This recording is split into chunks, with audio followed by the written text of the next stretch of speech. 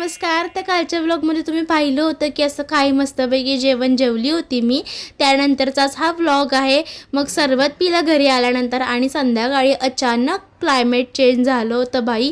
गावाला कधी पाऊस पडतोय, गरम होतंय, थंडी वाजते, विचित्रच वातावरण आहे तसं बघायला गेलं तर.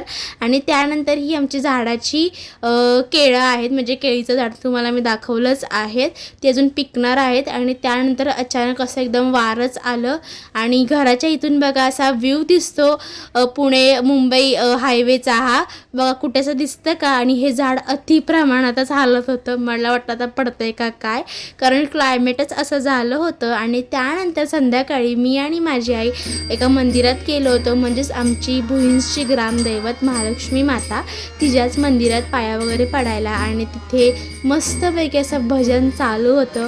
खूप दिवसांनी मी ऐकलं होतं, इतकं भारी वाटत होतं ना. आणि त्यात माझी आजी पण आहे एक, तर त्यांचा मी सगळं ऐकत होतो. आणि मग असा आजूबाजूचा व्ह्यू आहे मंदिराच्या. खूप भारी वाटतं जेव्हा आपण गावच्या देवीच्या मंदिरात जातो तेव्हा आपलं स्वतःच्या. तर खूप मला असं म्हणजे प्रसन्न तुम्हाला मी सांगू शकत नाही शब्दांमध्ये. आणि त्यानंतर मी आणि माझ्या आतमध्ये गेलो होतं पाया वगैरे पडायला आणि बघितलं तर मस्तपैकी असं डेकोरेशन केलं होतं फळांचं, द्राक्षांचं देवीसाठी. आणि खूप सुंदर मूर्ती आहे. श्री महालक्ष्मी माता प्रसन्न असं आहे आमची ही देवी. खूप खूप भारी वाटलं. आणि त्यानंतर मग असा गोल वेढा मारण्यासाठी मी गेली होती.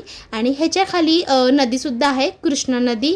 सो संध्याकाळची ती दिसणार नाही. बाकीचं उद्याच्या व्लॉगमध्ये बघूयात. चला बाय, आणि सबस्क्राईबसुद्धा करा.